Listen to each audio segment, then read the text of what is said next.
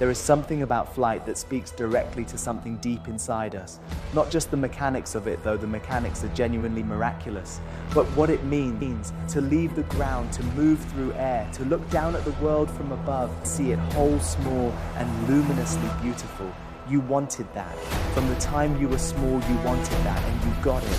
You earned it through thousands of hours of training, simulator work check rides, and airline seniority systems, regional carrier years, and a career arc that most people who want to fly never fully complete. But you did. You are a commercial airline pilot. You sit at the front of a machine that weighs close to £1 million, moving at 550 miles per hour, 35,000 feet above the surface of the Earth, carrying between 100 and 400 human lives that are at this moment entirely yours to protect. You have the window seat to end all window seats. Hear what nobody told you about it. All of it, the extraordinary parts and the hard ones, because this job is both completely and both deserve to be said. Before we get into what the job takes from you, here is what it gives. According to the US Bureau of Labor Statistics, the median annual wage for an airline pilot in 2026 is $226,000. A first-year first officer at a major carrier like United or Delta starts above $110,000. A senior captain at Delta earns on average between $405,000 and $460,000 a year. United's top captains approach $450,000. On top of the salary, a 16% non-elective 401k contribution at major carriers and full healthcare. And the benefit that pilots talk about, most free or heavily discounted flights for themselves and their immediate family for life. On paper, it is one of the highest paying and most privileged careers in the world. That is true. And what follows is also true. Both exist at the same time in the same cockpit in the same life. In 2015, Germanwings Flight 9525 crashed into the French Alps, killing all 150 people on board. The co-pilot had deliberately flown the aircraft into the mountain. He had been treated for depression. He had hidden it from his employer because he knew disclosure would mean losing his medical certificate and his career. The aviation world reacted with new protocols, but the underlying structure remained. In most countries, a pilot who voluntarily discloses a mental health condition faces an immediate review of their flying license. A finding of depression, anxiety, or PTSD can ground them indefinitely, so pilots hide it. A 2016 survey of 1,848 pilots conducted by Harvard University found that 12.6% met the threshold for clinical depression. The vast majority had not sought treatment or disclosed their condition. They fly with it alone at 35,000 feet, with 300 people behind the locked door. Told anyone, not my airline, not my AME, I manage it, I get through it. But some days up there, I wonder how much longer I can keep managing.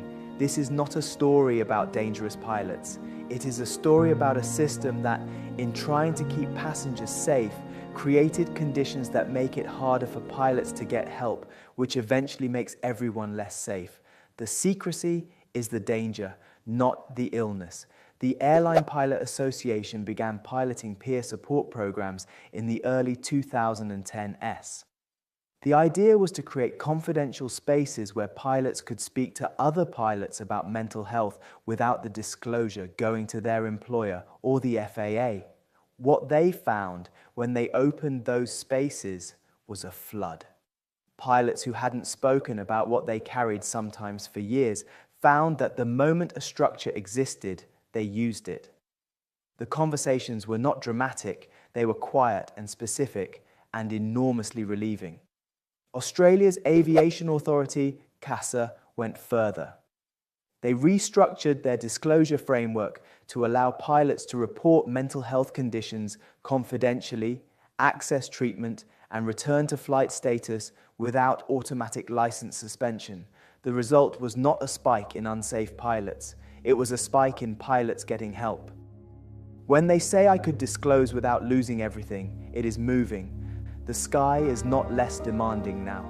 The hours have not shortened. The loneliness of the layover hotel is still real, but something shifted, a door opened, and it turned out that behind it, many pilots were standing, waiting, hoping someone would. Here is the other truth, the one that lives alongside the hard one.